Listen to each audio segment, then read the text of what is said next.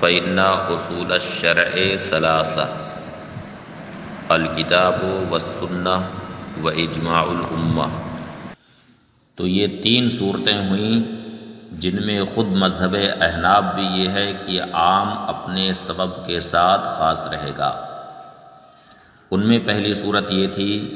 کہ وہ کلام مستقل نہ ہو، دوسری صورت یہ تھی کہ وہ عام جزا کی جگہ میں آیا،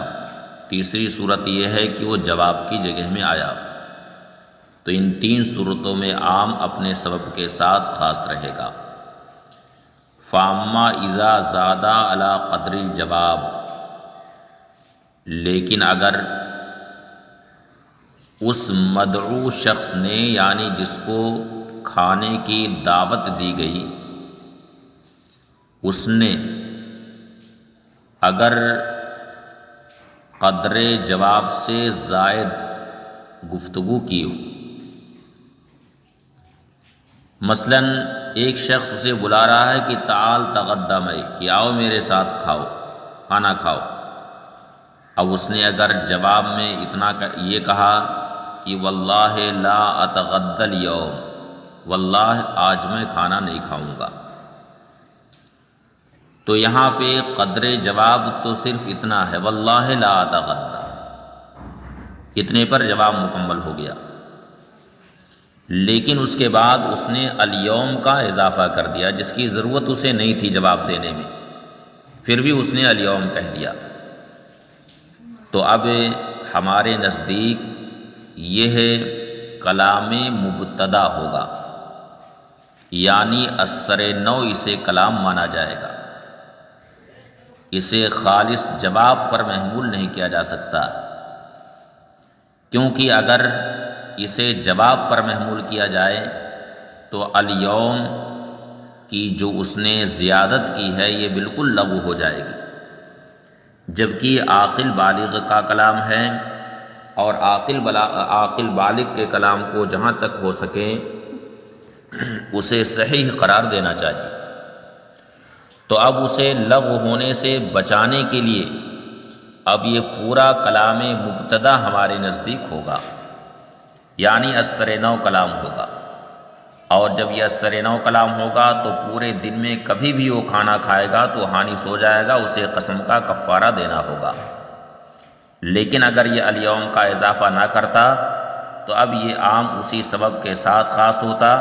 لہٰذا اس کے بعد اگر وہ دن میں دوسری جگہ کھانا کھاتا تو اس صورت میں وہ حانث نہ ہوتا۔ فاما اذا زادہ علی قدر الجواب، لیکن جب اس نے مقدار جواب پر زیادت کی،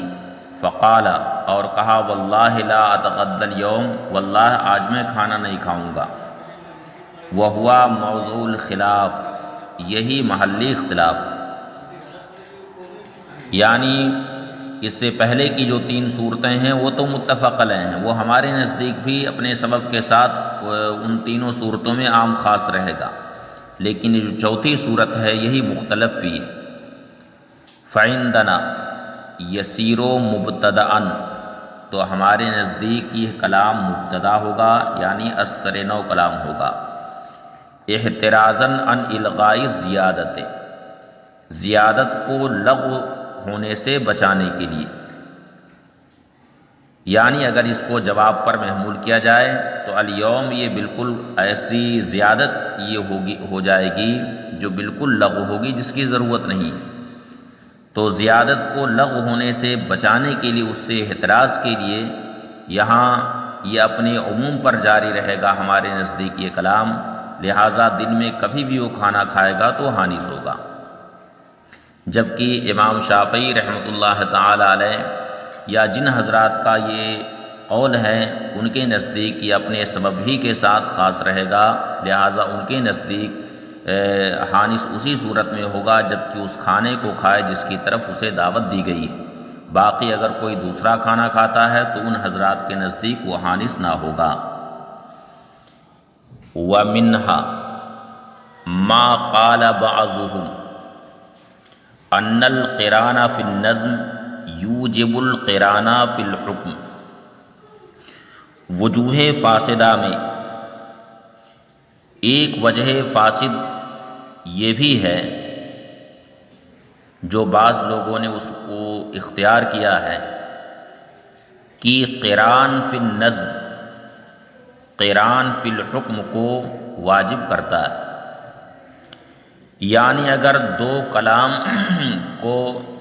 حرف واو کے ذریعہ جمع کر دیا گیا، قران فی النظم کا مطلب دو کلام کو حرف واو کے ذریعہ جمع کرنا، اور قران فی الحکم کا مطلب دونوں کے درمیان حکم میں اشتراک۔ تو بعض علماء نے کہا کہ قران فی النظم یعنی دو کلام کو حرف واو کے ذریعہ جمع کرنا،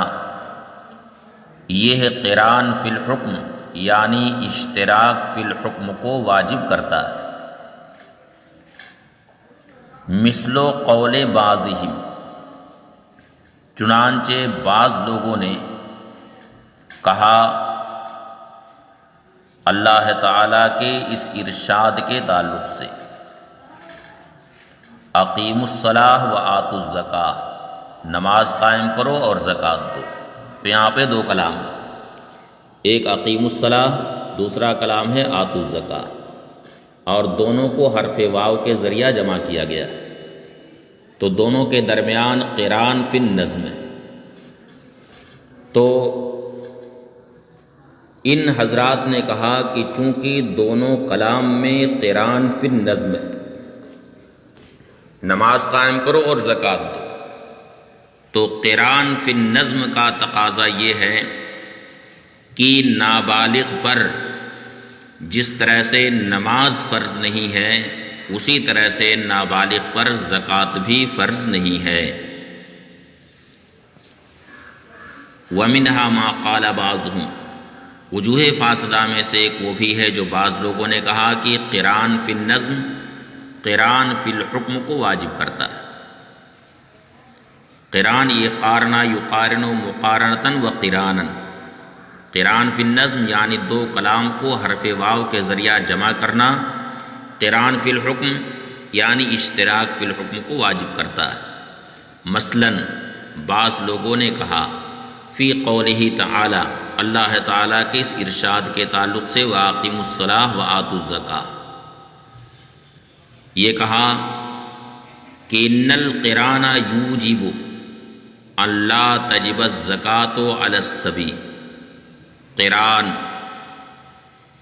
اس بات کو واجب کر رہا ہے، قران فی النظم اس بات کو واجب کر رہا ہے کہ نابالغ پر زکوٰۃ واجب نہ ہو۔ قالوا، ان حضرات نے کہا لِأَنَّ الْعَطْفَ يَقْتَضِي الْمُشَارَكَةَ، یعنی عطف مشارکت کا مقتضی، عطف اس بات کا تقاضا ہے کہ دونوں جملے حکم میں شریک رہیں، عطف مشارکت کا مقتضی۔ وَاعْتَبَرُوا بِالْجُمْلَةِ النَّاقِصَةِ اِذَا عُطِفَتْ عَلَى الْكَامِلَةِ، اور ان حضرات نے اس کا قیاس یعنی وہ جملہ کاملہ جس کا عطف دوسرے جملے کاملہ پر حرف واو کے ذریعہ کیا گیا ہو،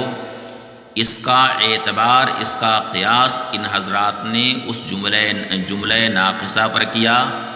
جبکہ اس کا عطف جملہ کاملہ پر کیا جائے۔ یعنی اگر کسی جملہ ناقصہ کا عطف جملہ کاملہ پر کیا جائے تو وہاں خبر میں جیسے دونوں کے درمیان اشتراک ہوتا ہے، اسی طرح سے اگر ایک جملہ کاملہ کا عطف دوسرے جملہ کاملہ پر کیا جائے حرف واو کے ذریعہ، تو یہاں پر بھی حکم میں اشتراک رہے گا۔ اب جملہ ناقصہ اور کاملہ کی مثال کیا ہے؟ وہ مثال آپ حضرات اس سے پہلے پڑھ چکے ہیں کہ ایک شخص نے کہا زینب طالق و ہندن، تو یہاں دو جملے،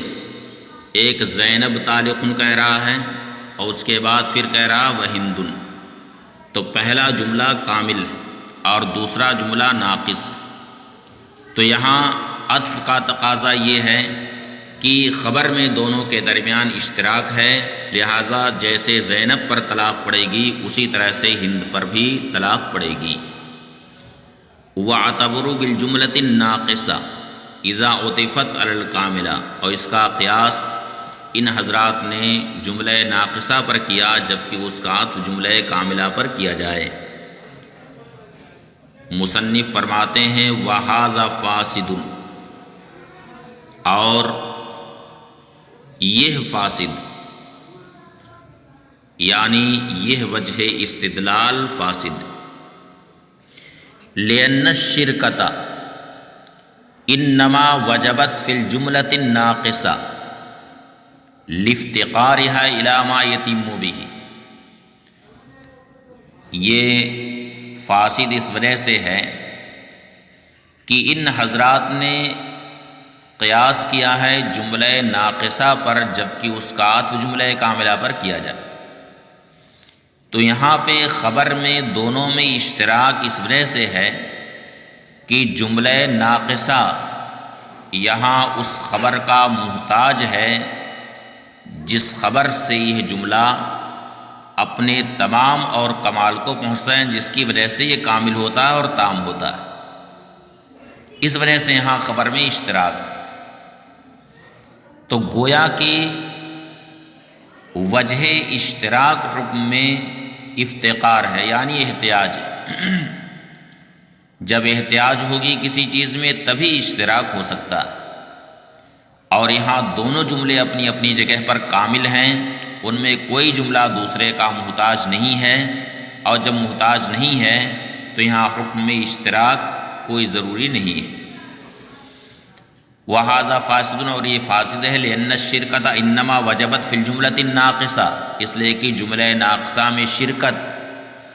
واجب اس وجہ سے ہوئی لِافْتِقَارِهَا إِلَى مَا يَتِمُّ بِهِ، اس وجہ سے کہ وہ محتاج ہے وہ اس کا جس سے وہ تام اور کامل ہو۔ فَإِذَا تَمَّ بِنَفْسِهِ، تو جب وہ خود سے تام ہو جائے یعنی کلام خود سے تام ہو، لم تجب الشرکہ، تو شرکت وہاں پر واجب نہیں، الا فیما یفتقر الیہ، مگر اس چیز میں جس میں اسے حاجت ہے۔ یعنی اگر کلام تام ہے فی نفسہ تو اب اسے شرکت کی کوئی ضرورت نہیں ہے۔ ہاں اگر کسی چیز میں ایک کلام دوسرے کلام کا محتاج ہے تو اس صورت میں دونوں کے درمیان شرکت ہوگی۔ وَلِہَذَا قُلْنَا فِي قَوْلِ الرَّجُلِ لِامْرَأَتِهِ، اب اس کی مثال پیش کرتے ہیں کہ ایک کلام تام اگر کسی چیز میں دوسرے کلام تام کا محتاج ہو جائے تو جس چیز میں احتیاج ہے اسی میں دونوں کے درمیان شرکت ہو جائے گی۔ اب اس کی مثال پیش کرتے ہیں، فرماتے ہیں وَلِہَذَا قُلْنَا فِي قَوْلِ الرَّجُلِ، مصنف فرماتے ہیں اسی لیے ہم نے کہا اس شخص کے بارے میں جس نے اپنی بیوی سے کہا۔ مصنف فرماتے ہیں وَلِہَذَا قُلْنَا فِي قَوْلِ الرَّجُلِ لِامْرَأَتِهِ، یعنی ایک شخص نے اپنی بیوی سے کہا ان دخلت الدار فانت طالق وعبدی حر،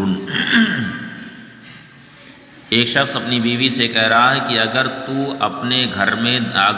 گھر میں داخل ہوئی تو تجھے طلاق اور میرا غلام آزاد۔ یہاں پر دو جملے، ایک جملہ اس نے کہا ہے انت طالق کا، اور دوسرا جملہ کہہ رہا عبدی حر۔ یہ دونوں کلام مستقل، مبتدا خبر پر مشتمل ہیں، دونوں مستقل ہیں، لیکن پہلا کلام ایک شرط پر معلق، وہ ہے دخول دار، اس کے بعد پھر دوسرے کلام کا اسی پر عطف کیا، تو دوسرا کلام اگرچہ مستقل بالذات ہے لیکن عطف کی وجہ سے یہ بھی معلق بھی شرط ہے، تو حق تعلیق میں یعنی تعلیق بھی شرط کے حق میں دوسرا والا کلام یہ پہلے کلام کا محتاج ہے، اس بنیاد پر جیسے وقوع طلاق یہاں اس شرط پر معلق ہے دخول دار پر، اسی طرح سے غلام کا آزاد ہونا بھی اسی شرط پر معلق رہے گا، کیونکہ یہاں تعلیق بالشرط کے حق میں دوسرا کلام پہلے کلام کا محتاج۔ وَلِهَذَا قُلْنَا فِي قَوْلِ رَجُلِ امْرَأَتِهِ دَخَلْتِ الدَّارَ فَأَنْتِ طَالِقٌ عَبْدِ حُرٌّ إِنَّ الْإِتْقَ يَتَعَلَّقُ بِالشَّرْطِ۔ اتق شرط پر معلق، شرط سے متعلق، لِأَنَّهُ فِي حَقِّ التَّعْلِيقِ قَاصِرٌ، اس لیے کہ حق تعلیق میں دوسرا کلام یہ قاصر، یعنی گو کہ فی نفسی وہ کلام مستقل ہے، مبتدا خبر پر مشتمل ہے، جس کی وجہ سے وہ کلام تام ہے، لیکن چونکہ اس کا عطف پہلے کلام پر کر دیا ہے اس لیے حق تعلیق میں وہ کلام تام نہیں ہے بلکہ قاصر، وہ پہلے کلام کا محتاج ہے۔ اس لیے شرط سے متعلق ہونے میں یہ دونوں باہم مشترک رہیں گے، تو معلوم ہوا کہ اشتراک فی الحکم کا دار و مدار احتیاج پر ہے۔ احتیاج اگر ہے تو جس چیز میں احتیاج ہے اس میں دونوں کے درمیان مشارکت ہوگی، اور اگر احتیاج نہیں ہے تو پھر مشارکت نہیں ہوگی۔